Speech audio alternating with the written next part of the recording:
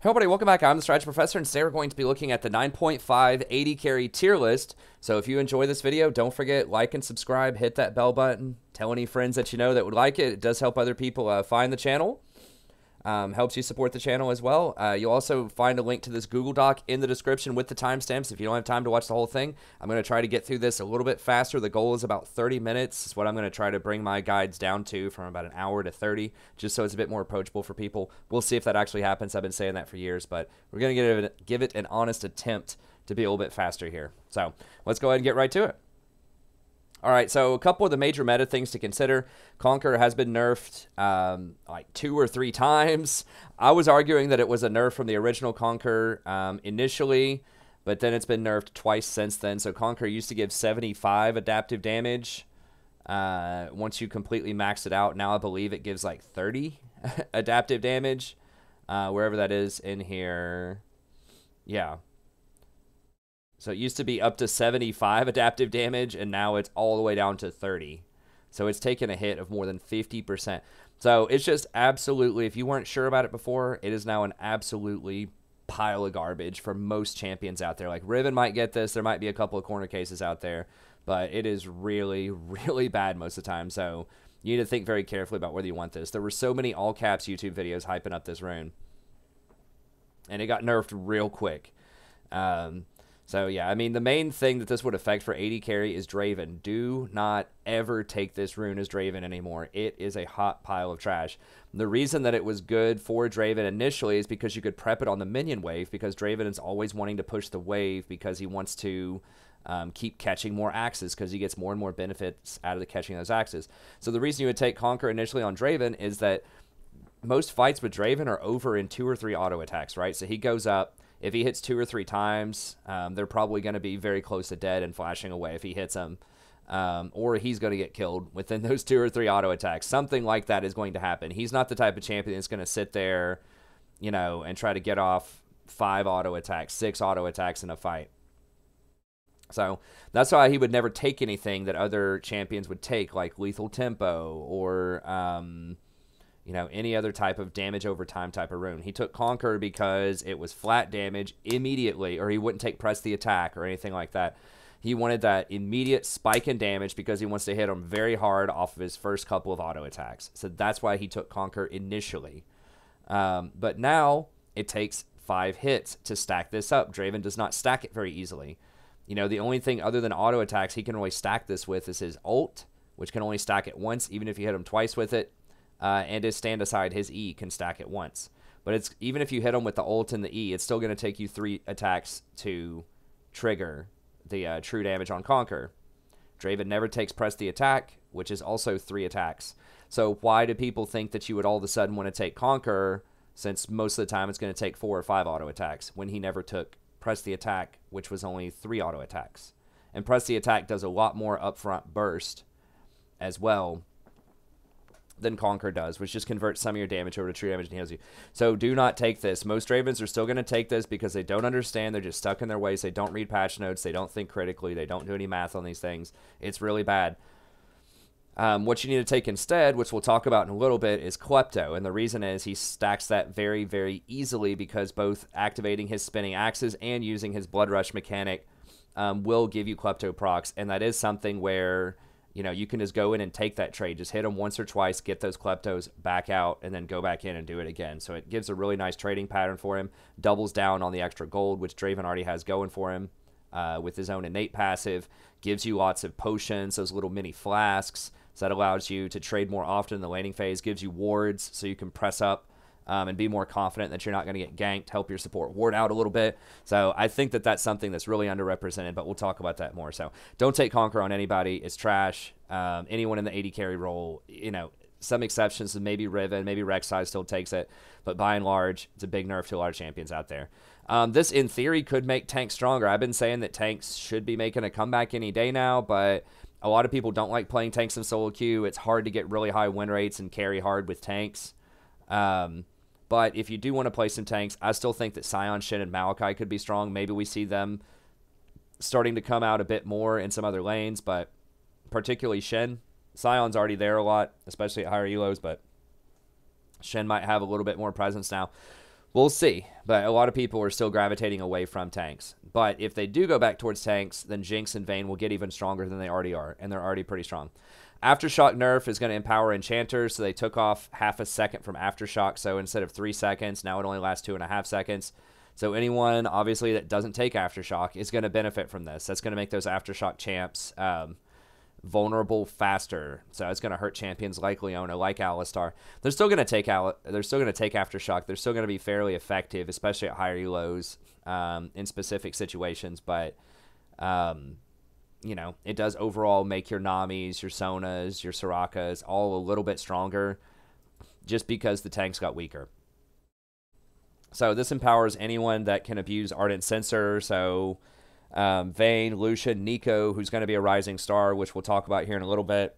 All of those are going to benefit slightly from this, just because they are people who really want to get that Ardent Censer, who want to do the damage over time, and aren't usually best paired with Aftershock users. So, you know, someone like Vayne is not going to be as good with Leona as someone like Draven, Jhin, or Misfortune. So that just means that your auto attackers that like Ardent Censer are going to go up just a little bit on this patch, and they already have a really high win rate. And then we're still seeing lots of assassins everywhere, you know, because we haven't seen the return to tanks. So you're still seeing a lot of Zeds, seeing a lot of LeBlancs, Fizz, really high damage, high mobility, junglers, seeing a lot of Lee Sin. So if you look at a lot of the mid laners here, now this is Plat Plus, which isn't for everybody, but I would assume that it's probably similar in a lot of other ELO brackets as well. In terms of pick rate, at least, a lot of these champions are going to be like those burst assassin type of champions, right? You got your Zed, your Ahri, your LeBlanc, Zoe to an extent. Now the control mages are like still fairly popular sometimes, like your Vlad, your Orianna, your Lissandra. But you know, you're still seeing a ton of assassins. So what does that mean? That means that champions that have defensive options, just in case that mid lane assassin gets hyper fed, can be very useful. So this includes people like Lucian, who can take lifesteal off of Blade the Red King. He can itemize into Ninja Tabby if he really has to, or even Mercury Treads if he really has to. That's a little unusual, but you could do it and still have enough damage to contribute. He gets Black Cleaver, which gives him a ton of extra health. So someone like Lucian can do that. Ezreal can do that. Iceborne Gauntlet's already really good on him. You can go Tabby or Mercs on him if you have to. Vayne is someone, she's really hard to get a hold of for Assassin. She has a ton of mobility and displacement with her, you know, her ability to tumble around in her ult and go invisible every like second or so. Then she's got her knockback, and then she also itemizes into quite a bit of lifesteal. And she does so much damage off of 2 items. She can get a GA as a 3rd item and still have tons of damage. So those are champions that are still going to be really strong and resistant potentially to that type of metagame. But okay, let's go ahead and get in here and talk about the rest of the champions. Okay, so I think that Vayne is number 1 right now. I had her as number like 3 or 4 last time. Those buffs to her were just so tremendous a couple of patches ago. They're just absolutely ridiculous. If you don't remember what that was, it was whenever her ult is going, then if she tumbles, then if she tumbles, it's on a 50% cooldown.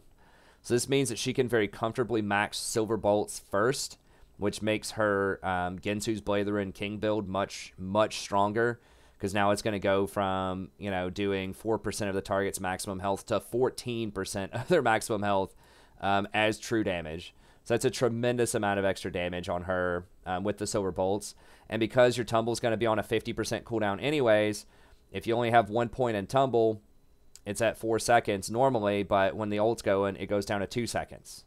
Versus if you max Tumble out, it would go down to 1 second. So you're getting a huge benefit out of that. And it does do some extra damage, you know, 50 to an extra 20% AD per hit, but this is still going to be much, much higher scaling, especially with Gensu's. Because when you have Gensu's active, every second attack that you do procs Silver Bolts. So that increases the amount of damage that this does pretty much by an extra 1/3, right? Because now it doesn't take 3 attacks, it only takes 2.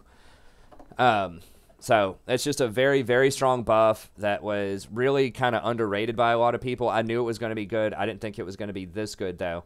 But she's just ridiculous, especially when the ult's going. It's just like almost impossible to stop her. She's got 50% cooldown on this Tumble, which means that she's going to get a lot more damage off the Tumble. She can dodge stuff a lot easier, reposition, you know, on like a 1 or 2 second cooldown. And it just makes her really, really difficult to target and just figure out what the hell's going on. You know, because she's just constantly popping in and out of bushes a lot of the time, going invisible, hitting people, pinning people against walls. You know, you're trying to sit there. I remember one time I was playing Nautilus. I was trying to just auto-attack her just so I could get the stun on. And she just kept going invisible and just running circles around me, and I just couldn't even get anything. I couldn't even get my ult cast because by the time I got the cast animation almost done, then she was invisible and untargetable again. So it just makes it very, very difficult to get a hold of her. And she does so much damage over time. I mean, if you think about it this way, even if you're like another AD carry and you're not trying to target her with abilities, you can't hit her back with your autos. So she like comes up, you know, auto attacks you. You're winding up for your auto attack animation. Then she tumbles. Your animation gets canceled. Then she auto attacks you again. You get to hit her once back. Then she's going to hit you 2 more times. Tumble again to cancel another one of your animations. So even if you're just like an AD carry that's just trying to sit there and auto attack her like a Jinx or something, you're going to get so many of your autos canceled because she goes invisible. So it really reduces the damage you can put out on her by like, you know, 50% or something in some cases. So it's just really hard to target, really hard to hit with skill shots, because not only is she invisible, but she basically gets a free flash of sorts every time. You can't get away from her either. She's going to run you down. She can kite you because she can just tumble backwards all day as well. So she's just a real menace. She puts out a ton of damage. It's very easy for her to dodge a lot of skill shots. It's difficult to target her. She scales insanely hard off of 1 and 2 items. She can get even more damage if she wants to. She could go like Blade the Ruined King Gensu's Wit's End or something like that. But she can also get something more defensive like a GA or a Quicksilver Sash and still do tons of damage. I think Death's Dance is something as well, or even like a Bloodthirster is something that can make her even more resistant to burst. So if you do manage to get a hold of her, it's hard to blow her up.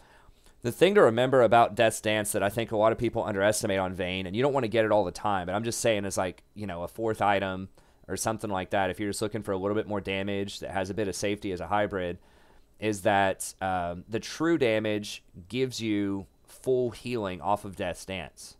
So before, it didn't used to heal off of true damage, but now it does. Remember, it's all forms of damage. It's not just physical damage, it's all forms of damage. If we look here.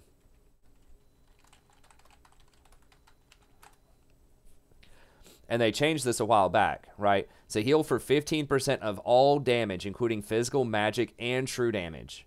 Okay, so that's the big difference between Bloodthirster, because sometimes you'll see Bloodthirster on champions, but you won't see this. And they're the same price point, and they have the same amount of AD. And that's a lot of people get Bloodthirster because it gives you that extra shield, which you have to charge up, but the charge does last for 25 seconds. You can prep this on jungle monsters or whatever. Bloodthirster's pretty good.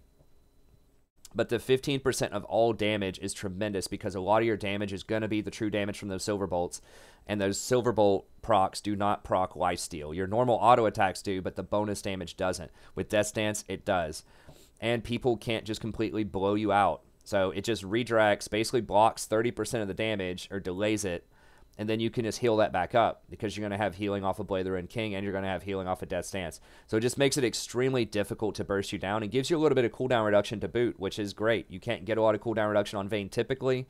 This means that your ult is going to be up more often and you're going to get even more tumbles in there. So I think this is a really underrated item. Obviously, you don't rush it, but I think because of how it interacts with true damage, this does give it the edge over Bloodthirster if you're in the market for another big AD item. You can go crit on Vayne as well. I think that that's really really kind of anti-synergistic. It doesn't work well with the Gensu's plus Blade the Ruined King because none of them crit. The extra attack, phantom attack that you get off of Gensu's cannot crit. All it does is it triggers on-hit effects. So I think it's really lackluster to go something like Infinity Edge, Phantom Dancer on her after that. Remember that the bonus damage on her Q also does not crit. So whenever you tumble, this extra damage here, this 50 to 70% damage does not crit. It cannot crit, okay? So I see some people going like Infinity Edge, Phantom Dancer, Vayne. It's really bad, okay? You're living in the past. They changed it like 2 years ago. What they did was they took away the ability for Q to crit, and that's when they started implementing the extra like duration. You get extra duration or whatever whenever you kill or get an assist on somebody. So I mean, she can basically at level 11 have her ult up for like a full 20 seconds or something at one point. So she used to be really OP with crit items back in the day, they changed that, and now she's really OP with these on-hit items. So I think that just makes her the best overall. Yes, there are some bad Vayne players out there, quite a few of them. But frankly, she's so strong. If she just stays in the game and just gets those 2 items, Blade the Ruined King plus Gensu's, she can just right-click her way to victory a lot of times later on. So she can have potentially a kind of rough laning phase, but I think there's enough sustain in the lane with enchanters being a lot more viable now. And just the fact you can take Ravenous Hunter and Taste of Blood. Now, if it's not going to be that tough of a lane, you can actually take Ulti Hunter, which is what I'm seeing a lot more people do, which can be very, very strong because obviously when your ult's up, you're God mode, so you want that up as much as possible. Overheal was pretty good. I still think that Triumph is really good as well, so it's just kind of up to you, personal taste. Press the attack. I have thought about doing the Hail of Blades build because you're already getting Taste of Blood and Ultimate Hunter anyways. But I think Press the Attack is better, and the reason that people get this is because it gives you a little bit more burst, gives you better trading in the laning phase, just in case you do want all-in. It does help you break tanks a little bit. Keep in mind with Press the Attack, and so many people overlook this, it does not affect true damage, so it does not make your silver bolts do more damage. I think a lot of people get Press the Attack because they think that it makes your true damage better. It does not. It says it right there. And that's for a while why I wasn't a huge fan of Press the Attack, because I was like, well, it doesn't affect true damage. Most of Vayne's damage is true damage, especially with this on-hit build, Gensu's. So it's not going to be that useful. You can go Lethal Tempo as well. It does give you a lot of extra attack speed. You can get up to 6 seconds. You gain this as well as ignore the attack speed cap. Attacking a champion while it's active extends it, so it's cooldown to 6 seconds. So, you know, that can give you a ton of extra attack speed. I think that Lethal Tempo is decent, but I think that people like to get Press the Attack because there's no well, I guess there is a cooldown after you trigger it, but it just gives you that extra little bit of burst damage to help you out against squishy targets, because you're already going to murder tanks. But sometimes when you're trying to all-in that Lucian, or you're trying to all-in, you know, just one of the squishies, you really just want to burst them out before they get to hit you back very often. So I think Press the Attack helps out with that. So that's the reasoning why a lot of people go Press the Attack. You can also go Fleet Footwork if you want for a little bit of extra healing, but you're already going to have Vamp Scepter. You're going to have Taste of Blood. You can take Doran's Shield comfortably in lane if you need to. You're probably going to have a support that can heal and shield. So if you're really in a hard spot, you can take things like Fleet Footwork and Legend Bloodline if you want like the ultimate sustain. But most of the time, I think you can get through lane without that.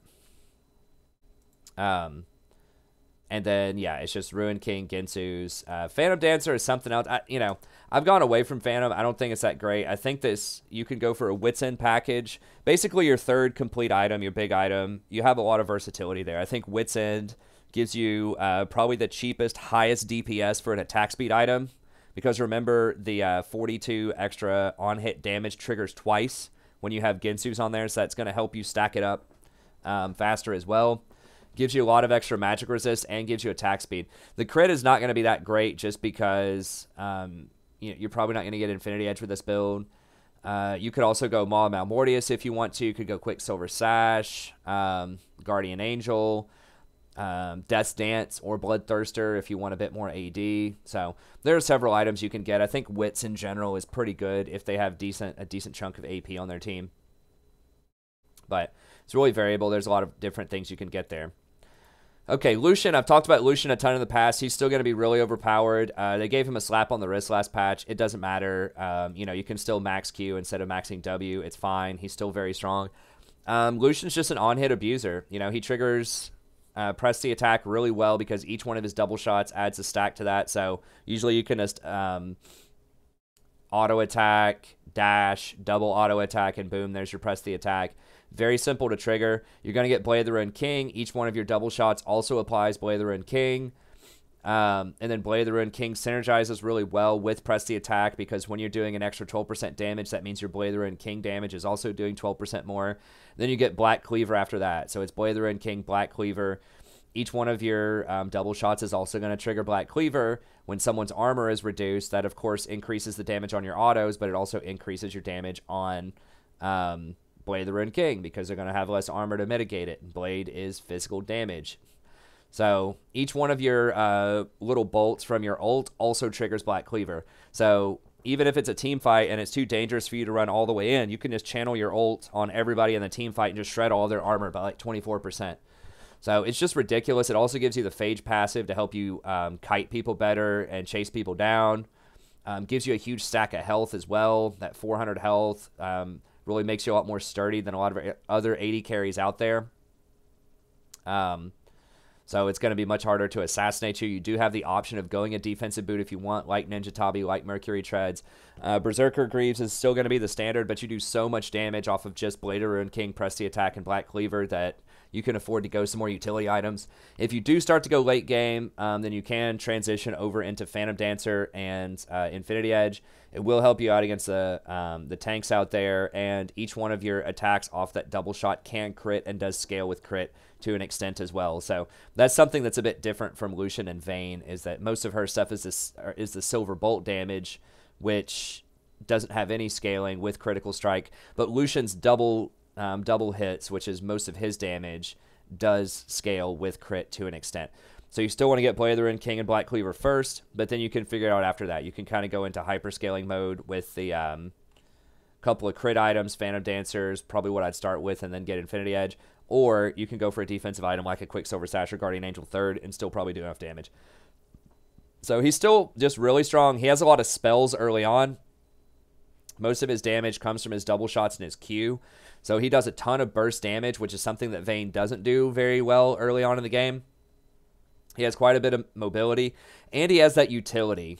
So keep in mind that whenever you're applying that Blade of the Ruin King, your entire team benefits from that armor shred. It's not just you do your damage is as though the enemy doesn't have 24% of their armor. It's everyone on your team gets that benefit. Same thing with Press the Attack. Press the Attack means all sources of damage hitting that target increase from all subsequent sources, from everybody, not just you.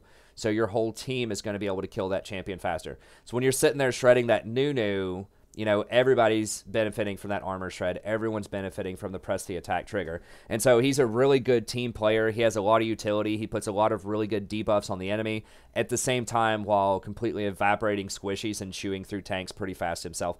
So he has virtually no weak points in the game. He's pretty much permabanned in professional play. He draws a lot of bans in solo queue. If he's not, I think Vayne might be the most banned right now. Yeah, but Lucian's not that far behind. Well, aside from Yasuo, but that's, people just hate Yasuo fairly irrationally. I might add, I don't know. People just really, really hate that champion. That win wall is one of the most annoying mechanics in the game. But he's certainly up there. You know, the Vayne and the Lucian are neck and neck in terms of ban because they're both very difficult to deal with. All right, so with Lucian, just Press the Attack, Overheal, Alacrity, Coup de Grace, and then Absolute Focus and Gathering Storm. You know, if you want to join the party against a kind of tough lane, you can also get Taste of Blood, Ravenous Hunter. That's one of the best 1-2 combos there. Let me see if Lucians are actually switching over to that. Maybe people have stopped doing... No, people are still doing it. I guess you can get a Mana Flow ban and Absolute Focus as well if you don't want Gathering Storm. But yeah, I mean, you could also go with Ravenous if you want to. It's up to you on the secondaries. Okay, now Neeko. Neeko's the new hotness, so I want to talk about this just for a little bit. Yeah, we're definitely not going to be done in 30 minutes, but maybe 45. We'll see. But I do want to spend a second talking about Neeko because this is something that I saw this Neeko change, and I was like, you know, who cares in the patch notes? I think I was actually pretty wrong about that. I think this change is actually going to be really huge for Neeko because I was just like, who plays this champion? And then I like went to u.gg yesterday, like in the middle of doing my patch notes video, and I was like, oh, people are doing this on hit build. What the hell? That looks bad. And then I like actually started looking at it, and I was like, you know what? That's actually really good. And it's kind of like the old on-hit cannon, if you remember that. But remember, that was never very good in solo queue. It was like Reckless really popularized that, and most on-hit cannons top lane were pretty trash. It just took too much coordination, too much finesse to make it work correctly. But I think with Neeko, it can work even better, particularly because a lot of the on-hit items out there are so strong right now, especially people that can really abuse Gensu. So let me go into this here for a second. Let's look at Neeko and talk about this, because I think that she could be a top 3 AD carry. I mean, she might be the best AD carry, but it's hard for me to say that in solo queue because Lucian, Vayne, and Ezreal are all so strong in solo queue right now at pretty much all levels of play. But let's look at her here and why this happens. Okay, so first of all, for an AD carry, if you want to use that, she has 550 range, so that checks out. She has some of the longest range of anyone outside of Ashe, Caitlyn, or Varus, right? So 550 is kind of the standard. But it's still bigger range than Tristana. It's bigger range than Lucian, bigger range than Xayah. So she's still bigger range than Sivir. So she still outranges a lot of the other fairly popular AD carries. She has a decent health pool at 540. She has 7.5 health regen, which is quite a lot compared to other AD carries. Fairly low armor, but the move speed is a big deal too. The 340 move speed is huge because most AD carries only have 325. This is going to let you maneuver around a lot more. So her base stats are really good for an AD carry because she's not intended to be played as an AD carry most of the time. And the thing that you need to notice here, the whole thing that makes this work is the passive on your Shape Splitter. So every third attack, you deal bonus magic damage, and it gives her one extra movement speed for 1 second. Now, the thing to keep in mind with this is there is no cooldown on this. It's every single time you get a third attack. So it's kind of like a Vayne Silver Bolt, if you want to think of that. Although it does not have to be 3 consecutive attacks against the same target. You can charge this up on the minion wave. You can attack the minions twice and then move forward and try to get the hit on the enemy. So that's very important that you can set this up off the wave and then hit the enemy. And it does a pretty good chunk of damage. I mean, look at the scaling on this thing. For an on-hit, it costs no mana to do this. It's 170 with a 0.6, which is quite a lot for something that's pretty much always up, and it's just going to be a third hit. If you think about Vayne's, especially at, well, even at higher levels, it's 14% of your max health is true damage. That has to be every third hit against the same consecutive target. So, you know, Vayne's going to do more off of those silver bolts, but they don't have any scaling. I don't believe on the Vayne one. It's just flat out of their max health. Whereas this, you're not going to be getting a ton of AP off of some of your items, but you'll pick up a little bit here and there. But it's really nice. You can set it up on the waves. You can get some really surprising burst damage. I mean, 110 damage, that's as much as a lot of spells out there, right, that you might trade with. But it's an auto attack that has no cooldown, that costs no mana, where you can just walk up and hit somebody. And this movement speed for 1 second is great. So you can actually walk up, hit somebody with this, and just run away really quickly before they have time to retaliate. So that's very nice. But then also, you know, as you level this up, you're going to be lowering the cooldown on your Shape Splitter, which makes you very safe. They buffed this a while ago too, like a patch or two ago. And you get a lot of movement speed, 40% movement speed that lasts for 3 seconds. So you're basically getting a ghost that's on a 16-second cooldown where you turn invisible. So you're invisible for 0.5 seconds, and you have that misdirection aspect of it, right? Where, you know, you can fake somebody out. You can act like you're running at them or running in different directions. So there's a lot of stuff you can do with Shape Splitter, but even if it doesn't make you invisible, even if they spot you immediately, you still get 40% move speed for 3 seconds. So that's going to allow you to really get away from a lot of stuff. And you can use that clone to block things like thresh hooks, blitz hooks, anything else that can hit somebody. I think it can block like a Jinx rocket and things like that as well. So you can use that clone if you're being pretty clever with it to block some of these skill shots that could come at you. So that's a nice little high skill cap maneuver you can do there. But that's kind of the basis of this whole thing. Another thing that's really underestimated here is that this applies to towers as well. So when you're trying to take towers, every third shot you deal all of this bonus damage. So she mows towers down. Most abilities that trigger on hit like this, like Vayne or like Gnar, every third hit that he has, all that stuff, does not trigger on towers. This does. So that can take down towers really, really quickly compared to a lot of other people. So she has a very high degree of safety where she can go invisible, become untargetable for a little bit, fake people out, gain 40% movement speed while at the same time getting all of this extra on-hit damage. And just like Vayne, you know, whenever you have Gensus with this, this is going to trigger every second attack. So you're getting a ton of extra damage off of this and a ton of movement speed. I mean, if you're attacking super fast and you're triggering this every, you know, 1 second or so, it's like a permanent 40% movement speed. So that's pretty nutty. That means you're kiting people forever. They're never going to catch you, and you're going to run everybody down.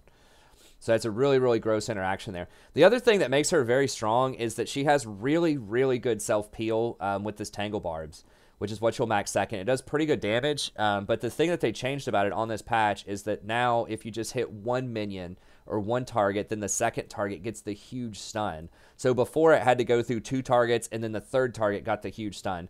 Now you get the huge stun off of just one target. When you max this out, it is a 3-second root. That's like Morgana level root. So think of it, it basically works like Bard now to an extent. It's going to it's going to root the first one for half a second, but the second one could be rooted for up to 3 seconds. And there's no limit. It can hit any number of people. So if people are grouped up in a team fight, you could hit 3, 4, even 5 people with this thing.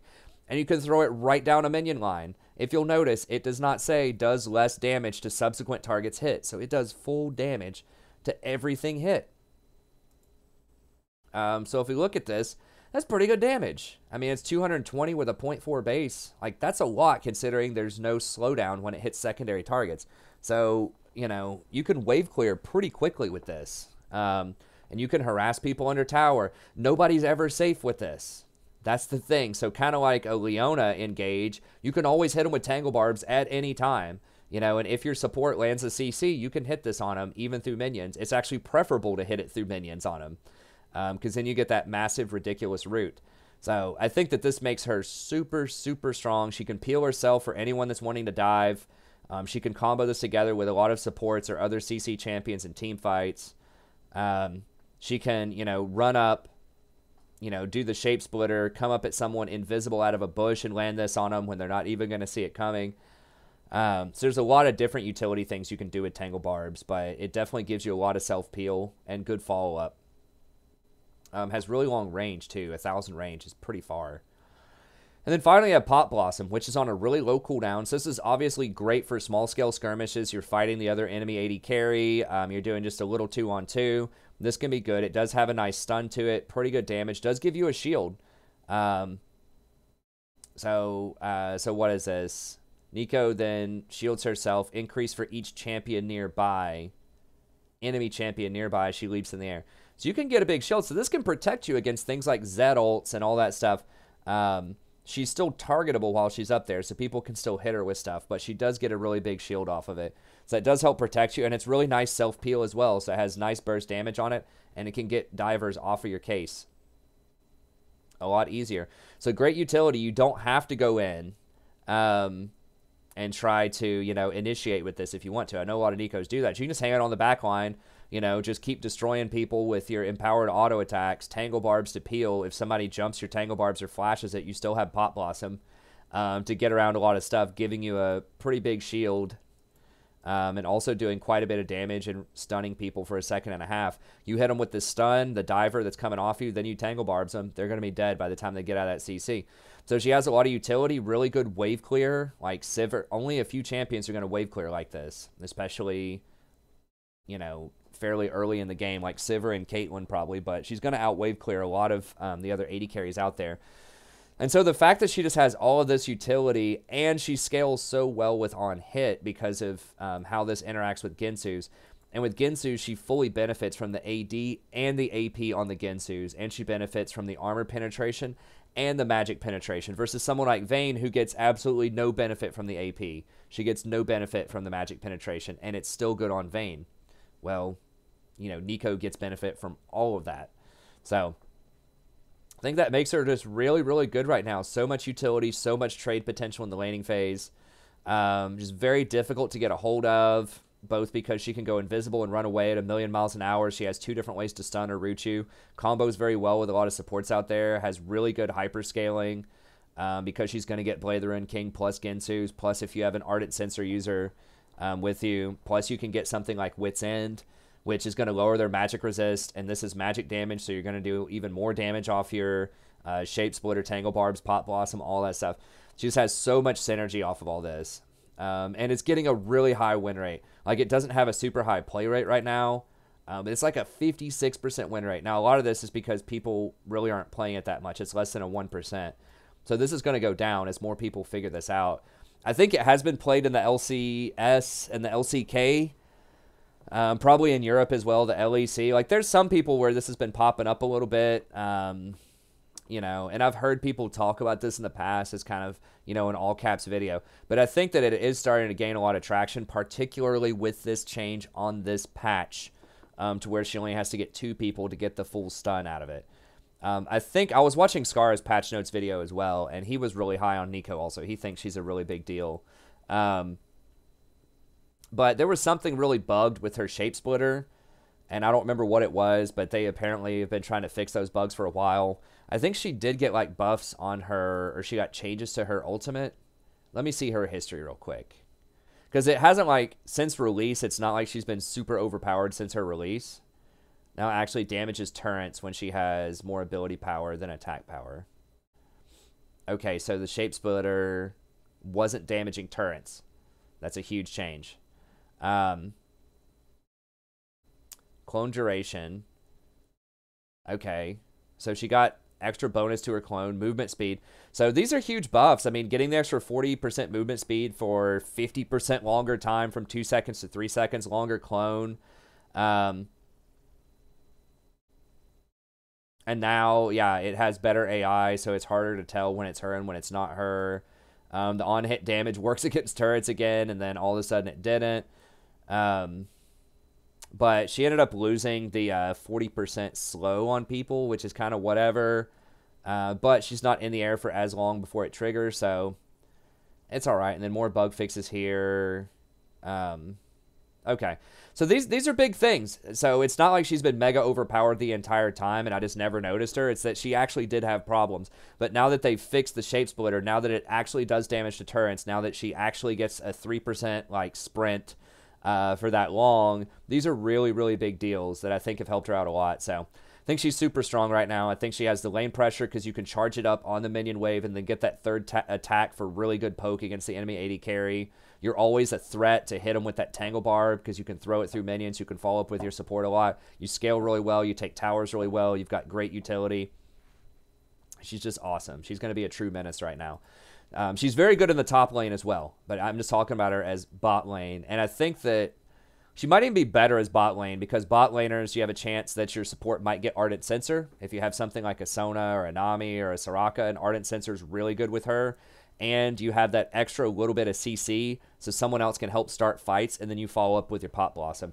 And she works really well in these skirmishes because she has such great AoE potential with her E, the Tangle Barb, and her ultimate, that I think she works. She has a really good dynamic in a duo lane right now.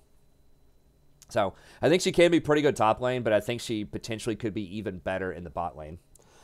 So press the attack is going to be the standard. That's going to give you extra physical damage and magic damage. It has the same kind of utility that we mentioned with Lucian. She can't trigger it as fast as Lucian can, although I do think that I don't think that Gensu's will stack it faster. Not sure about that because it says basic attacks and it's not on hit.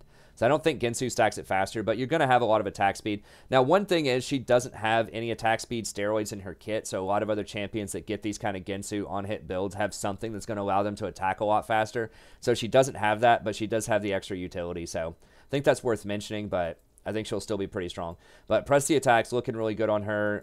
Overheal, Alacrity, Coup de Grace is what I see most people getting.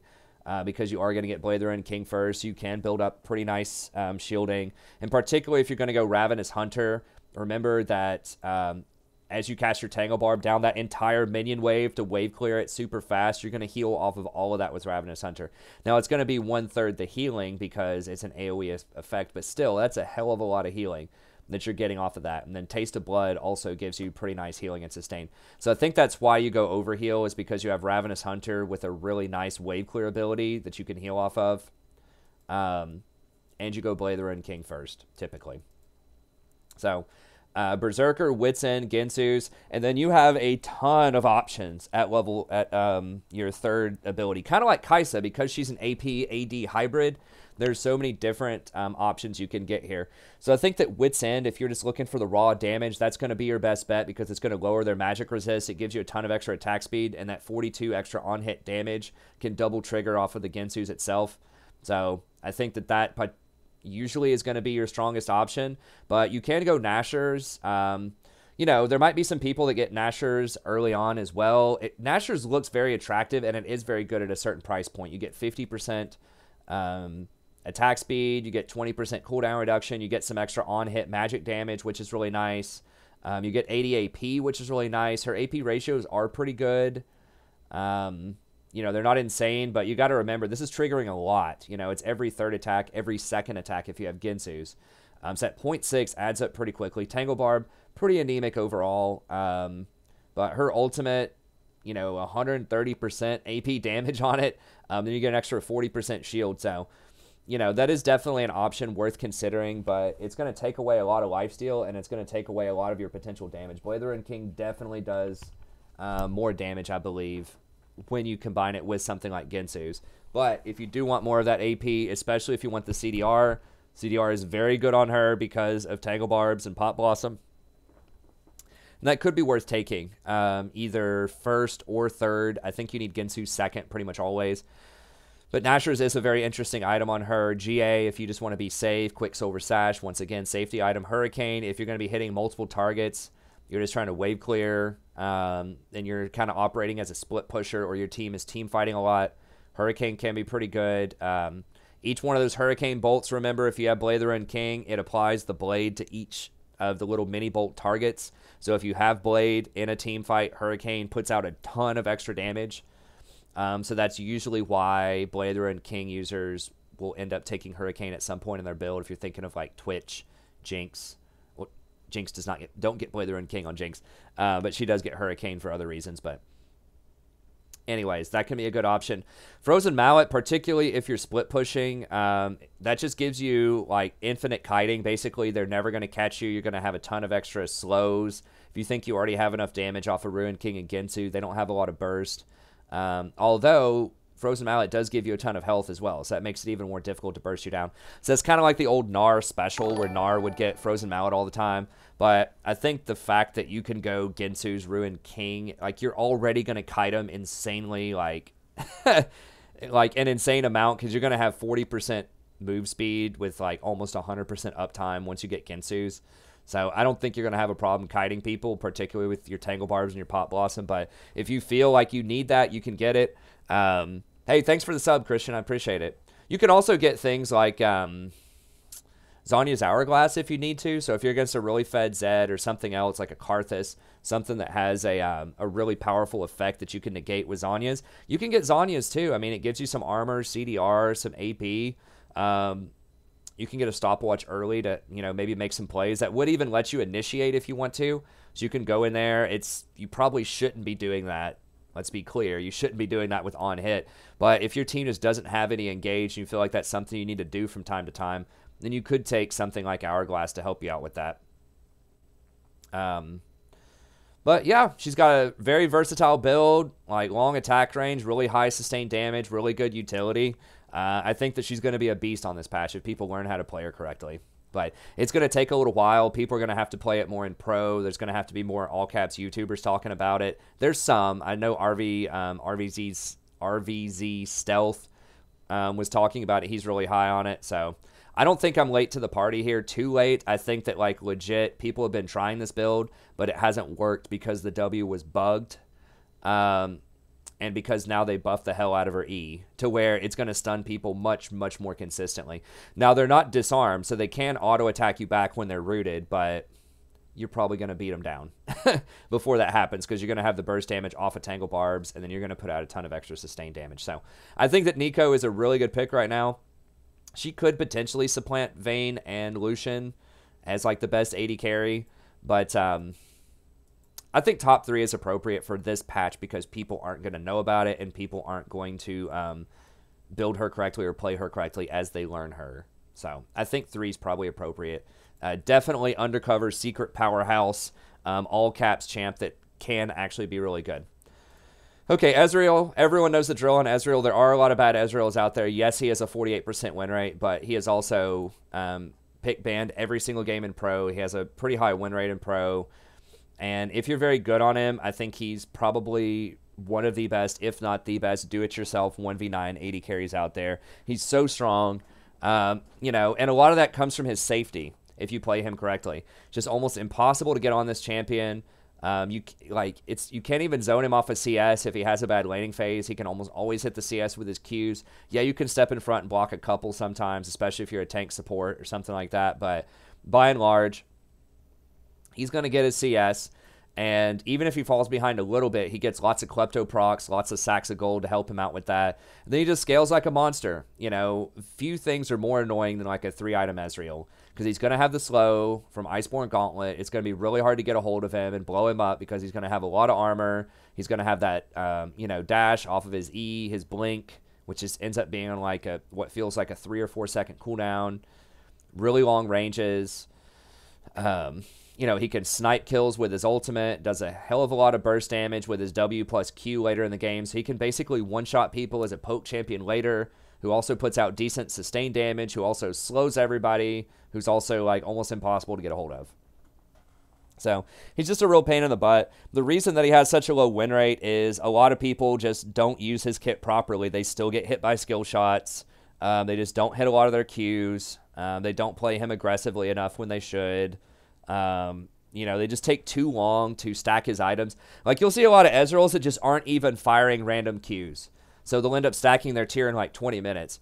Whereas most of the time with Ezreal, when you're running back to lane, you need to be spamming Qs so that you're constantly charging up your tier, right? So a lot of Ezreals just don't do that. They don't even think, oh, I need to be charging my Q. They just throw a Q every now and then, and they sit at like full mana in the laning phase. And that's bad. You don't want to do that. So I think a lot of it is just a misunderstanding of like how you should actually play Ezreal, his different power spikes, how to be safe on him, and how to really utilize him in fights. But I do think the potential is definitely there. And kind of like Neeko, he just shreds through those towers so fast because you can apply that W to the tower. Now you hit it with the W, especially when you get a lot of AP, and then you're just chunking through those towers really quickly. So I think he is great. He can have a problem with tanks. If they have a super tank, they have a really beast front line, and they have a hyper carry like a Vayne or a Jinx or something like that on the back line. Those champions are going to out DPS you in a big team fight. Jinx sitting there with like 3 items, hurling those rockets into your team is going to out DPS you. She's going to blow you away. Or Vayne just like melting your front line. She's going to blow you away. So that's Ezreal's problem, is he has a really bad matchup with Vayne anyways. He doesn't out DPS her in team fights, and she can run him down. So she has so much movement speed, and she has so much mobility with her tumble that she can dodge his Qs if she's a halfway decent Vayne. She can dodge his Qs, run him down, and definitely out DPS him. If he doesn't hit her with a WQ immediately at the start of the fight, then she's going to win the fight probably. He's not going to get away. It's so difficult to hit her with things. She's like the most slippery champion out there. Like, yeah, he's pretty slippery. He gets 1 E every 3 seconds. She gets like a Q every 1 second or something like that, where she's invisible and gets a lot of extra damage. So bad matchup against the best AD carry on this patch, I think, with Vayne. In solo queue. Can get bullied out by Lucian early as well, so pretty bad matchup with him early, but does scale super well, great utility, just kind of great if you just want to put up like really good poke damage, overall. So I think he's probably the safest, most consistent pick if you get good on him. Okay, and you're still going to want to do the double tier build, so you're going to work your way towards Muramana plus Iceborne Gauntlet plus Archangels, I think, is the build. And then after that, some people still get Blader and King.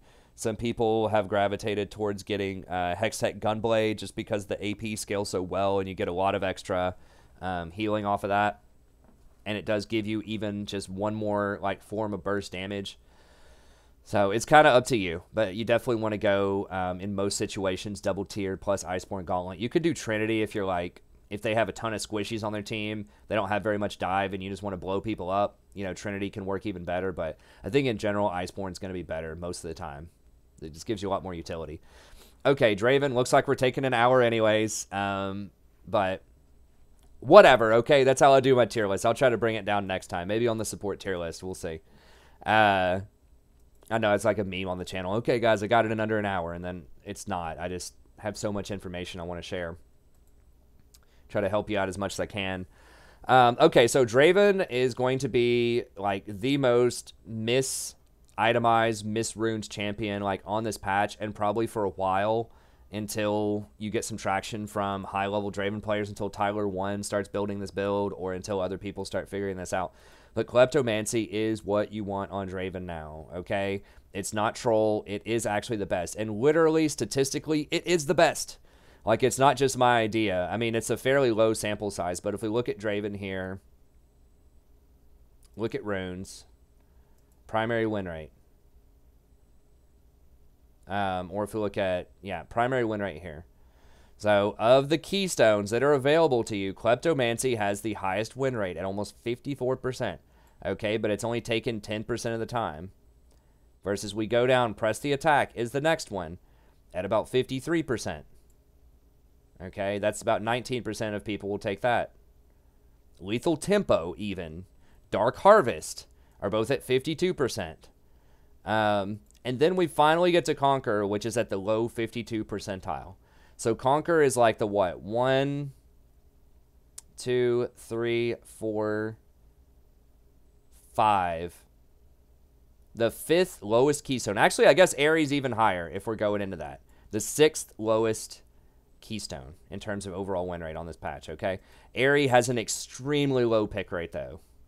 So, I mean, I'm going to throw that one out. Klepto at least has 10%. That means, like, there's a decent chunk of the population that's getting this, that's kind of figuring this out. Okay, so it's not just me. There are some people. It's 18% on this. But you still have a full 63% of people getting this trash rune. So, once again, the reason you don't want this, that I said before, it takes too long to charge up. What was good about the previous Conquer is you could charge it on a wave. So that right after your first hit, immediately you're doing that true damage and you're getting all that extra AD. And that's why Draven historically doesn't go things like Lethal Tempo or Press the Attack that often, is because it takes too long to charge that stuff up. It's too many auto attacks. Draven wants to kill you in 2 or 3 hits. He is a burst champion. He does not want to have long sustained fights. He doesn't get usually a ton of attack speed. So he's not good at that. He's good at like throwing an axe in your face and taking off half your health. That's what he's good at, okay? And so old school Conquer was great for that. New Conquer, not great. Terrible. Your first hit, you're going to do like no burst damage off of it, and you're going to get an incremental amount of extra adaptive force, okay? So even at higher levels, you get 4 or 5 adaptive force. That's like 2 or 3 extra AD off of each auto attack. And you're not even going to get the full benefit of the true damage until you land 5 autos. It's just garbage. Okay, so do not get this. This is just people that are too lazy or just do not understand patch notes. Okay, that's what that is. So do not follow the crowd. It's bad. Okay, so why press the attack then? I just said press the attack's not that good. Why? Well, these are the people that are like kind of going halfway with the thought process. Like they're not able to go full next level and think about Klepto, but they're smart enough to realize that Conquer is a hot pile of trash. So these are kind of like the in-betweeners, right? The people that know something has to change, but they're just not quite sure what it is. And so press the attack makes a little bit more logical sense. The reason for this is it's only 3 attacks instead of 5 with Conquer, and it does burst damage. So not only does it give you 12% extra damage, but it has a burst component to it. You know, you can instantly do about 100 damage. That does match Draven's playstyle. He does want to burst you. He does want to kill you. So press the attack, I think, is way, way better than Conquer. However, the best option is Kleptomancy. So why is this? Let's look at Klepto here real quickly. Now, you're very familiar with this off of Ezreal, right? And a lot of AD carries don't take this, and you might wonder why. Well, the reason is you have to have something that's spammable, right? So something that you can do. It doesn't say what this cooldown is, but it's something like 1 or 2 seconds, all right, between when you can trigger this, but it's not very long at all. So you want something that's spammable. You know, if you only have an ability you can cast every like 10 seconds for a light trade, it's probably not going to be good enough, all right? And then going in for auto attacks to trade with the enemy can be very dangerous a lot of times, depending on who their support is, what the game state is. It can be dangerous to go in there. So the reason that this is so good on Ezreal is he can do this throughout the whole game. He can just chuck Qs on people. He's eventually going to hit some. And it's going to give him that extra gold that he needs to power through the laning phase. Also, there aren't other good runes on Ezreal. Like Lethal Tempo, Press the Attack. All of this stuff is hot trash on Ezreal. So Kleptomancy is kind of like what he needs to get because he doesn't have another good rune and he triggers it really easily. Sound familiar? Draven. Now they took away his Conquer. Most of the other runes are hot trash on him. So Conquer is Klepto rather is something that is very good on him. Now why is this, you might ask? He doesn't have a lot of skill shots you hit people with. Well, turning on his Q actually counts. Okay, so look at this.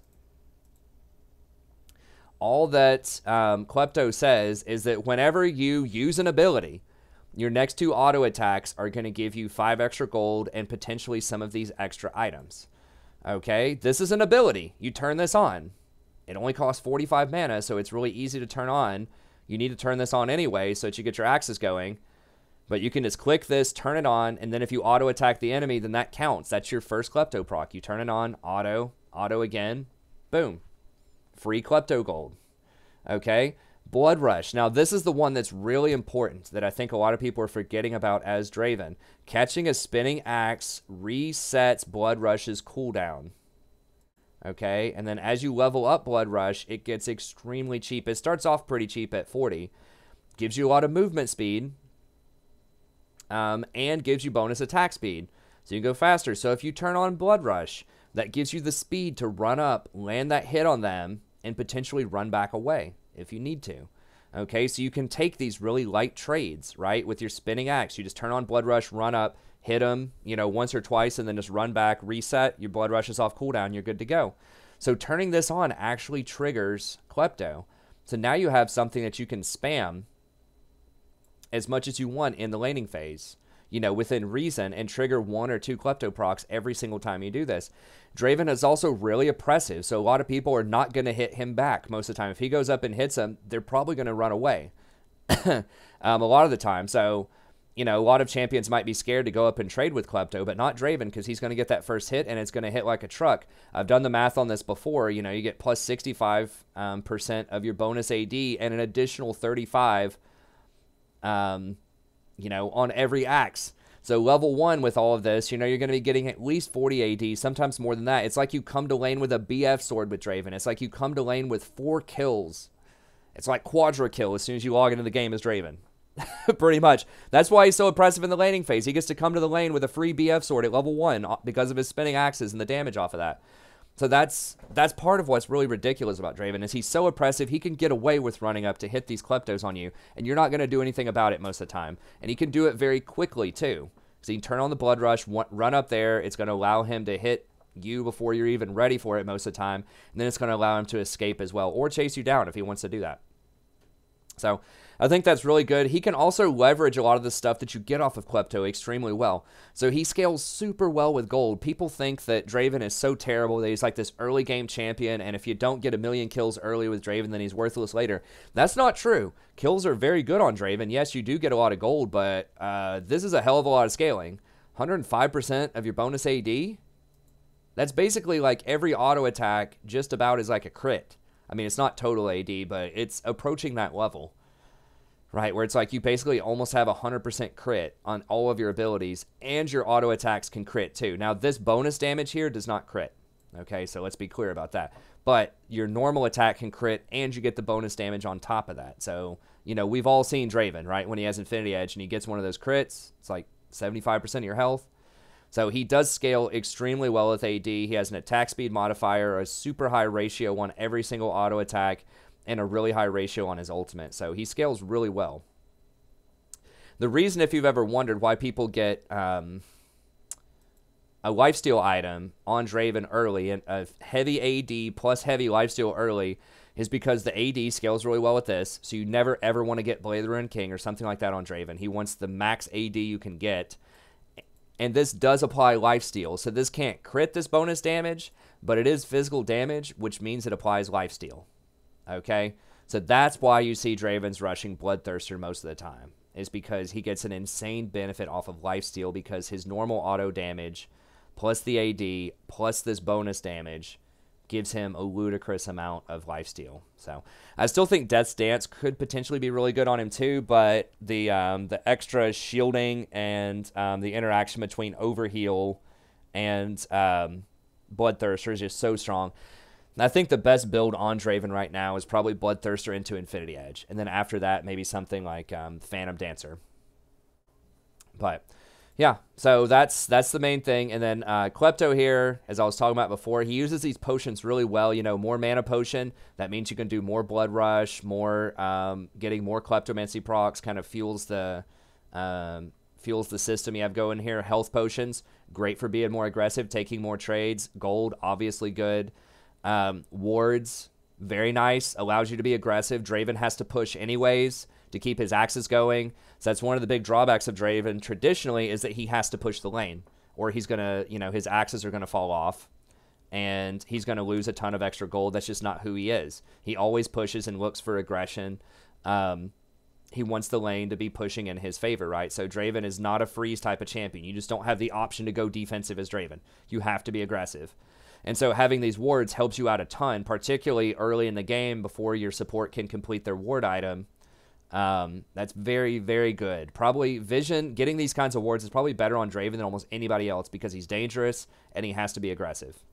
And then these potions are huge. I mean, getting something like this extra attack damage early on, now, yeah, it only lasts for 45 seconds or whatever, but because of the scaling of the AD off of his Q, he gets a huge benefit off of this pilfered potion of Rouge or whatever. Then if you choose to get Biscuits, which is going to give you even more sustain in the laning phase, that can help you out. You know, Farsight Ward, once again, more vision, more vision, more vision. And then these travel size elixirs, I don't think that you can get these until later on, but they're very good too. So yeah, you use all of these things, and it just kind of fuels the aggression early on, fuels your gold, fuels your aggression, gets you scaling really hard as the game goes. It's really, really sweet on Draven. Then the other items are pretty good too. You can get magical footwear, which means you don't have to spend 300 gold on boots early on. Very nice on Draven. It's going to allow you to get to your Bloodthirster power spike faster. We just talked about Biscuits. Those are great. Allows you to trade more aggressively. Allows you to get a bit more mana regen, so you can cast more of those blood rushes and get more items. Then you can take something like Time Warp Tonic can help you with burst. It can help you with movement speed off of all these potions and biscuits you're going to be getting. You can also go Cosmic Insight. I mean, having some CDR is okay. You don't really need that on Draven that much, to be honest, but having more flashes is always good. If you do have a support that can apply a lot of CC, then getting something like Approach Velocity can be pretty good for slowing people down. This can help you out a little bit. I mean, you can use something like your Stand Aside to slow people as well. So Approach Velocity, a little gimmicky. But if you have things like a Leona or like an Alistar or a Tom Kench or just something that's going to, you know, get in there and just gum people up and allow you to use this movement speed, maybe this is okay. But these three are definitely really strong on him. And then I would probably go the healing after that. Well, I guess you can go Klepto Footwear, Cosmic, Overheal, and Alacrity. Yeah, that does give you the extra attack speed and the extra overheal. I was going to say you could take Taste of Blood and Ravenous Hunter as well if you want. I believe that the extra bonus damage you do off of your Q would count for Ravenous Hunter. I'm not sure about that, though, because Ravenous Hunter does say damage that your abilities do, and that just enhances your auto. So, yeah, I'd have to go to like a Draven subreddit to figure out the answer to that, because I know that it works on Vayne, but that's because Vayne is triggered. So every third attack, your W triggers and does damage, whereas this is persistent. This is always up. I guess you have to trigger it with an axe, though. I don't know. If Spinning Axe does trigger Ravenous Hunter, then that could be a pretty good thing, and that could give you a ton of extra healing. I'm just checking to see really quick if it does. I don't know. That's a subreddit question, but I don't know. That could be a decent option too. So yeah, I think Draven's really strong if he goes for this. If he goes for Conquer, I think he could be in big trouble. Now, even if you do get the wrong, you know, runes, he still is super oppressively powerful. So if you are a good Draven player, even if you're getting the wrong runes, you can still completely take over the game in the early game. So you can get away with not doing Klepto, but I think Klepto is going to be super strong on him. And then just Berserker Greaves. I think that Bloodthirster, Infinity Edge, Phantom Dancer is where you want to be. This gives you that nice sustain, really good shield, tons of AD, lots of burst in the laning phase. You can go Infinity Edge straight up first. That's going to be the maximum DPS, but you're not going to have the lifesteal, and you're not going to have the shield. So it just depends. If you do have an enchanter helping you out early on, you have a Nami, a Sona, Soraka, something like that, then maybe Infinity Edge makes a little bit more sense there. You would just go Infinity Edge, and then you would get Phantom Dancer, and then you could maybe think about Bloodthirster after that. But there's a couple of different builds on him. I'm a big fan of going for the Bloodthirster first. I think you get so much benefit. It allows you to trade and just go so hard in the landing phase, particularly with Klepto. You can just shrug off if people trade back with you. If you're getting potions off of Klepto and you got your Bloodthirster going, I just think that really fuels his aggressive playstyle. So I'm a huge, huge fan of just going like Bloodthirster first, but up to you. Okay, the other ones really quickly, since we're basically out of time here, but, you know, really you should be trying to play one of these top 5 most of the time if you can. I think these are going to be the best on this patch by a pretty wide margin. Jinx is the other one who, like, arguably could be top 5. I just bumped her down a little bit because of Neeko.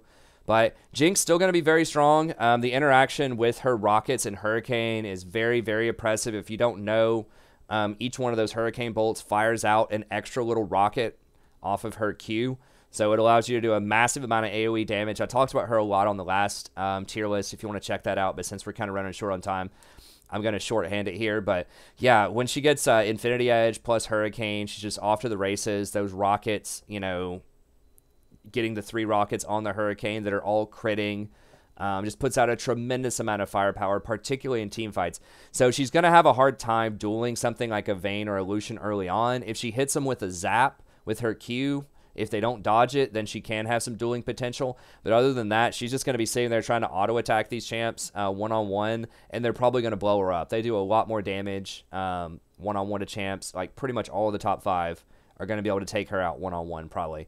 But she probably has the best front-to-back team fighting. So if you have a good front line, you have a Dr. Mundo or a Maokai or a Sejuani or a Nunu or something that's like soaking up that front line power, and it's just a race who's going to cut through the enemy AD carry. Is it Jinx or one of these other champions in the top lane?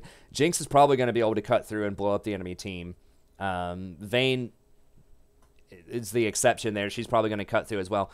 But Jinx does massive AoE. So if it's a team fight, if there are a lot of people grouping up, if she actually gets to hit 3 people with her Hurricane-empowered rockets, then she's going to be taking over the game. She does have very nice wave clear, which is something that a lot of these champions lack. Like, Vayne doesn't have wave clear at all. Ezreal's wave clear is suspect. Before he gets his ultimate, Draven's, like, suspect. So the fact that she can clear waves really quickly with her rockets is a huge benefit. It does allow you to get priority and rotate up that river, get some deep wards in the enemy jungle, contest dragons, scuttles, things like that. Rotate over to Barons quicker. So having that wave clear is nice, and the Chompers are very good follow-up CC if you have a hard engaged support. So if you have a Leona or an Alistar, even Nami with her bubble, that type of thing, then dropping Chompers on top of that can be quite powerful. And her zap does pretty decent damage as well if you're able to poke with it. And then, of course, you have her ultimate, which allows you to snipe out some kills pretty easily across the map. So I still think that she does have a place. The reason that she's down a little bit more is she's very immobile, and there's a lot of threat out there right now. Assassins are still very popular. You're seeing a ton of Zed. Zed got buffed last patch. He is banned in quite a few games, but if he's not banned, he's in a lot of games too. You're still seeing LeBlanc is fairly popular. You're still seeing Talon sometimes. There's just assassins and just really dangerous like one-shot champions just floating around everywhere right now. And so, you know, I think that makes it a little bit more difficult to play Jinx just because she is so immobile. But like I said, if you do have a really good front line, if you have some tanks you can trust, and you know your team's going to be team fighting, then I think she can be really good. She does have a really high win rate. You detailed here. I think she's one of the highest win rates. I think she's at like 54 or 55%. So people are definitely picking her. She's a lot easier to play than some of these other ones out there. So she's very, very consistent. She has a high pick rate, and she has a really low ban rate. So people just aren't banning her out, and she does convert. She does win a lot of games. I mean, 55%, that's a legit amount of games. So I just think that if you get proficient on these champions, if you practice some of these are higher skill cap than she is to an extent, then you can outperform her. But if you're just auto-filled AD carry, or you just, you know, you really like to focus on macro and checking the mini-map and stuff like that rather than having to worry about micro mechanics, then Jinx can be a pretty good pick. Okay, Twitch is another one kind of similar to Jinx, hyperscaling champ, really good at team fighting, is going to get busted up in duels by Vayne, Lucian, Draven. All of these champs are going to muscle him in the laning phase. But once you do get your items, you know, once you get your Infinity Edge plus Hurricane, and you should be going Infinity Edge first in this meta on Twitch, not Blather and King, Infinity Edge, unless it's a really, really impossible lane, then you can maybe think about Blather and King, but he scales so well with crit in his ultimate that you really, really need to be getting crit on Twitch because he needs to kill people immediately. He's not like Vayne. He doesn't have a lot of mobility to reposition and, you know, like go invisible, dodge everything, and condemn people into walls and do all this fancy crap. He just shows up and he's like, hi, and then you basically have 2 seconds to kill everybody or they're going to kill you because you have no mobility. Once they figure out where you are and they, like, use their abilities on you, then you're going to die. So that's the difference, is that, like, Vayne has time to reposition and sort of dodge everything, and, like, she can play the long game, right? Twitch cannot play the long game. He shows up, everyone needs to die immediately, or he's going to fail, okay? So that's why you need crit Twitch. This, especially after they changed crit. He went away from it. He was doing Blather and King plus Hurricane for a long time because crit was terrible for, you know, about 9 months there. But crit's back, which means crit Twitch is back. So the main thing that Twitch brings to the table is his invisibility. You can just catch people out, murder them when they're not suspecting it in side lanes. So even if you fall behind early, that's how you get back in the game. You know, Ezreal gets back in the game through kleptomancy. He gets a lot of extra gold if he falls behind early. Vayne gets back in the game because she's overpowered. And, you know, but anyways, Vayne is really, really strong off of 2 items. But that's how Twitch comes back. Is he catches people out invisible and he can just completely dumpster team fights. So that makes him similar to Jinx. He's way better at team fighting than a lot of these champions, but people aren't really team fighting a lot. It's a lot of, like, people running around randomly with solo queue 1v5 champions and just getting caught out constantly.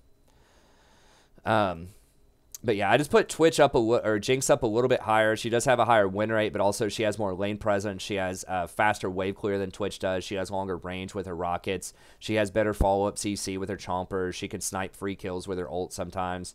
But Twitch definitely is a menace, particularly if you're leveraging that invisibility. I will say, keep in mind, if you play Twitch, do not attack with your ult through the minion wave.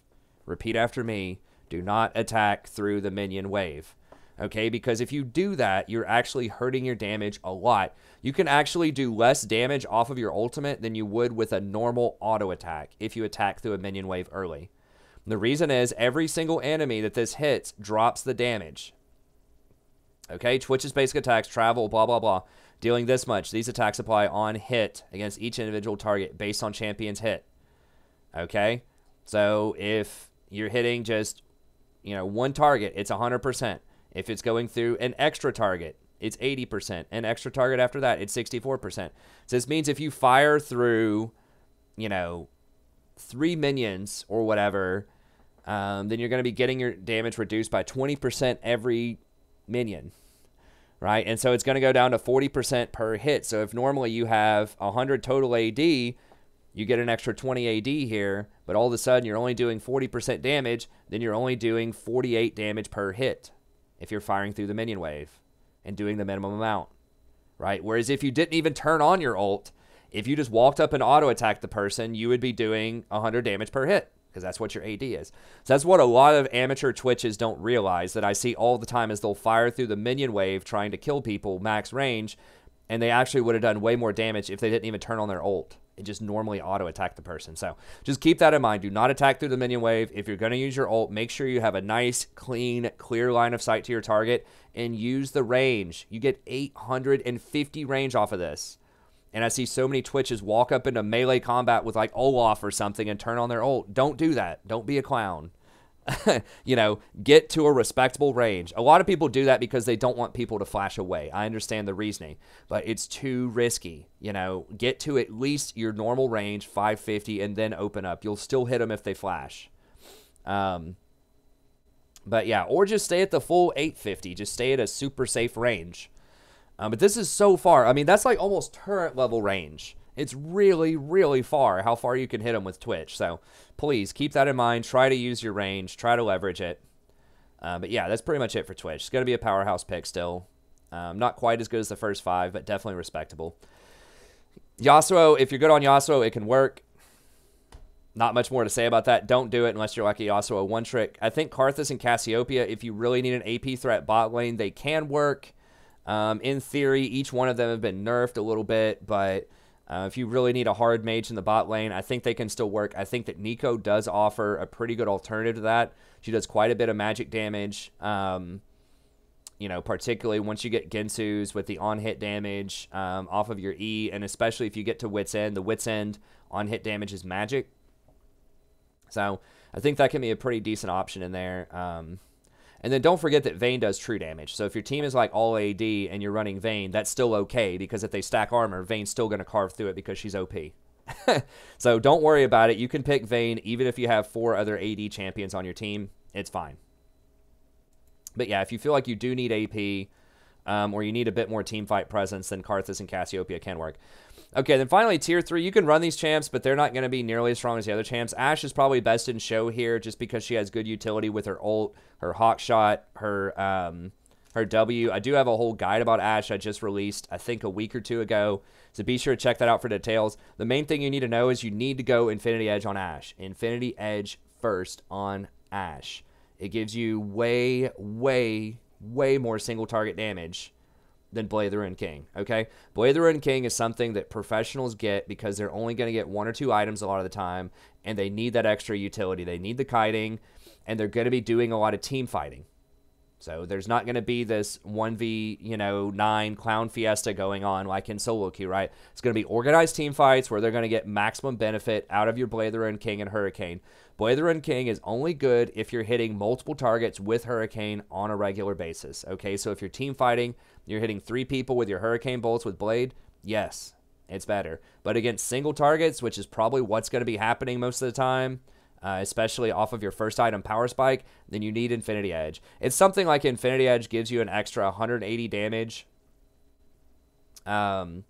versus like Blade of the Ruined King gave you 80 or something like that. Like it's almost twice the damage that you get off of Infinity Edge. And part of that is how crit scales specifically on Ashe. It scales differently on her than anybody else. So just watch the guide if you want to know. It's, you know, on the main page under champion guides. I do the math for you. I break it down, but please, Infinity Edge Ashe, then Hurricane, and then Blade of the Ruined King after that. Or alternatively, you could go something like Infinity Edge on Ashe, and then something like maybe Essence Reaver, and then Hurricane if you want to do that. And that will give you the maximum like single target burst damage, and that will give you a tremendous amount of poke off of your W as well. But yeah, I think Ashe is going to be one of the better ones just because she has utility. She's got her engage with her long range ult. She's got slows, but she's going to be immobile, kind of like Jinx. You can get blown up, caught out, assassinated. She can't really get any defensive items, you know. She can't get a Black Cleaver. She can't get really lifesteal in her build comfortably. I mean, I guess you can do Blade, but you're giving up a lot to do that, a lot of damage. She can't get Ninja Tabby, realistically. So, yeah, she's kind of a sitting duck in a lot of circumstances, and she just doesn't put out the same kind of damage as Jinx or Twitch.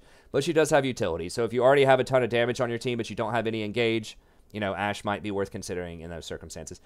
Kai'Sa's still super popular. I think she got hit really hard with the changes, especially the Stormrazor. She didn't like Stormrazor, but she doesn't scale as well with crit as a lot of other champions out there because she really, really wants to get Gensu's. So there are some builds popping up where you'll end up getting Blade of the Ruined King first, and then you go double pickaxe, so you can evolve your Q, which is a delayed evolve, but you still get it around a second item Power Spike, and then you turn one pickaxe into Gensu's, you turn the other pickaxe into Infinity Edge. So that's kind of a common build, but it's just really awkward because you have to go double pickaxe, so you're not going to complete your Gensu's for a while if you do that. You know, another build, and the one that I probably prefer, is just going Infinity Edge into Hurricane to start, and then you can go Gensu's third if you want. I think you just really, really need the Infinity Edge Power Spike right now on most AD carries that don't have a really good on-hit. You can go Gensu's first, but they've nerfed that so much on Kai'Sa that you really want to get it as second. There aren't many champions where you want to go Gensu's first item. Usually it's second item. But she just, the reason is, like, she has to be able to evolve her Q. That's most of her isolation damage are from the upgraded missiles. And that's why you don't see just straight Blade Through and King and Gensus like you might on Vayne, is because you're not going to get any evolves. And so that's going to cut your burst damage a lot. So Cait is still very popular. It's just like right now with like her runes and her items aren't really that optimal. It's kind of awkward, but she still does have a very good kit. She has super good scaling as the game goes on. I just think that, you know, right now just Vayne outshines her in most cases, and then Lucian's really good too. So it's tough, but it can be done. Xayah's good if with Rakan. I think did they buff Xayah last patch? Or maybe they were thinking about it, they took it off. I don't remember. She's pretty good, but, you know, she's just not as good as the ones above her. Sivir's still super popular. She's pretty good in pro play. She did get nerfed on this patch. She's just like, you basically just wave clear and just wait to the mid game, and you're just kind of a role player in team fights. She's going to get absolutely busted up 1v1 versus anybody, you know, on this list pretty much. But in 5v5 team fights, you know, especially if you have something like an Olaf, a Hecarim, a Mundo, just something that just wants to run at the enemy, just get a bunch of meatballs and run at them, then Sivir can be pretty good at that. She does wave clear really quickly, so you can like mega farm everything. I do think that if you go for a build like Infinity Edge, Essence Reaver, Static Shiv, or whatever, she can do a ton of damage in the mid game. So yeah, once she gets those items, it's kind of off to the races, because those crits, when they bounce off of the minions, or in team fights, they just bounce around to everybody and do a bazillion damage. And she can harass people off of the minion wave, like, and when she's trying to siege a tower, all that stuff will just bounce right up the wave and just bounce around to people. So she's a real menace, like, if you can get people grouped up and force 5v5s. But there's not a lot of that going on in solo queue, as we talked about before. It's still a bunch of skirmishing, still a bunch of people trying to run around in 1v1 constantly. So I don't think we're going to get a lot of team fights until we start getting tanks back. When it's just assassins and, like, 80 carries running around all the time, then, you know, the team fight champs are still going to be a bit weaker. Tristana, you know, she can scale pretty well. She doesn't have a great rune. She takes a while to come online. Her range is really short early on. So they're just better champs overall, but, you know, she can be okay. She is still pretty safe. She has really nice burst damage with her ult. Does like 300 damage at level 6. So she's got pretty good utility about her. You can definitely win with her, but I think it's going to be a bit harder. So not the worst win rate in the world, but definitely not the best either. And then the final honorable mentions I'll mention. Jhin did get a slight buff on this patch, but I still think he's in a terrible state. He just doesn't scale hard enough unless you get really, really far ahead. Now, if you can punish early, like if you're with something like a Leona and you're against, you know, a Vayne, and you guys catch him and blow him up a ton, yeah, he can be really good. But you need to close out the games fairly quickly. The Infinity Edge Rush is pretty weak on him compared to a lot of other champions out there. He does benefit heavily from crit, but he was the person who is hit the most by the Stormrazor changes. So I don't know. He's okay. He could still win, but he's definitely fallen from grace quite a bit. And then where did I end up putting Caitlyn? I thought I had Caitlyn down here. Maybe I just accidentally took her off the list. I'm not sure. Am I just blind? Okay, so Caitlyn should be on here somewhere. Probably, honestly, instead of Trist there. I'm not going to change it right now because whatever. But Caitlyn's okay. I just, like, Caitlyn probably deserves to be, you know, in the top 15. I just think that she's really, really overhyped. She's a tempo champ. Most people use Caitlyn incorrectly. You have to auto-attack the enemy a lot in the laning phase and take those towers quickly, rotate, take more towers, and just constantly just keep your foot on their throat the entire game. If you ever let up, they're going to outscale you. And the reason is, like, she has such low base attack speed. It's some of the lowest in the game. I think it's like 0.54, which means that when you get Zeal items, she doesn't get as much benefit out of it as someone else. So, like, when Jinx buys a Zeal and Caitlyn buys a Zeal, Jinx gets way, way more value out of that because you're taking 50% of a higher number. Jinx is going to have, like, a 0.67 base attack speed. Caitlyn's going to have, like, a 0.54. So, you know, Jinx is going to get something like 20% more benefit off of the attack speed on that Zeal than Caitlyn is. So that's what I mean by scaling, is that all of that extra attack speed, like, you'll get it on Caitlyn, but it's not nearly as good as it is on most other AD carries out there. And so that's why Caitlyn historically is, like, pretty good in the lane by herself, pretty good when she completes her first item, Infinity Edge, but then once she starts going into the Zeal items, the attack speed items, she starts falling off. So usually she'll go Infinity Edge, then Rapid Fire Cannon, and then, like, Static Shiv. But Once she gets all of that, then like at her her 4th item, she starts coming back online a little bit more. She starts doing a pretty heavy amount of burst damage off of her headshots. So she can be good. A good Caitlyn can definitely run the show, but it takes a lot more skill than people initially think, because you have to have really good trap usage, really good net usage. You just have to never get caught by anything. And you just have to make really good use of the headshot mechanic. And you have to be aggressive in the laning phase. You have to be playing up front, auto-attacking people, zoning them out with traps, just being a real nightmare in the laning phase, pushing that lane, harassing under tower, taking plates. You have to be very, very aggressive with Caitlyn. And she's not aggressive in the way where she's going to like run up and one-shot you like a Draven, but it's just like persistent aggression, just persistently, not going for the knockout, on the first hit, but just consistently just throwing jabs at them over and over and over again and just wearing them down, forcing them to take bad backs, going up 20 CS, getting a few plates advantage on them, securing scuttles, taking early dragons with your lane pressure, all that kind of stuff. So you cannot just chill and farm it out with Caitlyn. If you do that, you're failing. Just play Jinx or, Twitch or something like that. If that's what you want to do, is just farm and chill, do not play Caitlyn. Anyways, that's going to be it. So we're pretty close to 30 minutes, an hour and 30. So pretty long. I'll try to make it faster next time, but there are a lot of things that have actually been evolving with the AD carry meta, even though there haven't been a ton of direct nerfs to some of the top players. People are constantly kind of discovering new stuff in the AD carry, like Neeko, like Klepto Draven, which no one's discovered that yet, except for a handful of people. But I just wanted to give you the scoop on some of this insider stuff. Thinking about Vayne with kind of this new like press the attack ulti hunter build, and just how much impact that Q change has. So I think AD carry in general in the last year, for as much as people have complained about it, I think it's been really cool. Like, we haven't seen that kind of innovation in this role in a really long time. I mean, when was the last time you saw a meta where you could play something like Yasuo or maybe even Vladimir? You see that in the LCK. I didn't put Vlad on here, but you can still play some of these mages bot. Not a lot of them.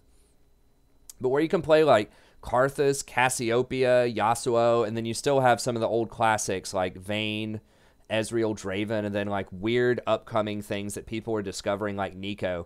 I think that's super cool that the AD carry is finally getting some dynamic, creative stuff going on down there. Whereas for like years and years and years, like almost 8 years, it's always been ranged, attack damage marksman down in the bot role. So I think it was cool. I know a lot of people complain about it, but I think the meta has become a lot more interesting. And just the fact that you have so many different kinds of AD carries that are viable right now is extremely rare. The on-hit champs, the Vayne, kind of the combo champs, the casters like Lucian. You've got like weird Neeko builds. You have Ezreal, whatever he is, kind of like a kiting annoying mage, the in-your-face burst. And then you're like your classic hyperscalers with Jinx, Twitch, your sort of oddball melee picks like Yasuo, your mages like Karthus, Cassiopeia. These aren't just like different champs in name, they're different champs in play style and identity and what they bring to the team, and how interesting they are. And you never see that in bot lane, like ever. That's something that like mid lane almost always has, right? Where there's all sorts of different types of champs, or even top lane or jungle. But AD carry has always just been, okay, basically you right click with your crit champion. They have a couple of different abilities, but you're serving the same role. They're similar in type, but at a time, right? Like you have a meta where it's all crit people, or you have a meta where it's all on hit people, or you have a meta where it's all casters or like lethality users, right? But now they're all those schools are kind of coexisting to an extent. I mean, even the top champions, the Vayne, Lucian, Ezreal, are all like, for the most part, have different kinds of play styles. They're getting different types of items. They have different power spikes and things like that. So I think that's really cool overall that Riot's done a pretty good job of making AD carry very fresh and interesting to try to analyze and explore. But anyways, that's going to be it. Thank you very much. If you enjoy these in-depth tier lists, please be sure to like, subscribe, hit that bell button. It does help other people find it. Come check out the stream sometime around 9:30 p.m. Eastern Standard Time most nights. We'd love to have you out there. I try to be very conversational and friendly. I'm always talking with the chat. If you have any questions, I'll help you out. You want to, share some jokes, talk about your day, share some of your success stories in League, share some of your frustrations. Whatever you want to do, we're happy to have you. We have a wonderful, welcoming community. I think it's the best community in League of Legends out there. So anyways, come by, check it out. Check out the other tier list videos as well. I'm going to release a support tier list video and a jungle tier list video on this patch. And I've got a ton of extra guides coming up. I know I've got an Alawi top guide, a Jax guide coming up, like an item guide, all sorts of guides. So check it out. New content all the time. And I'll see you next time. Have a great day.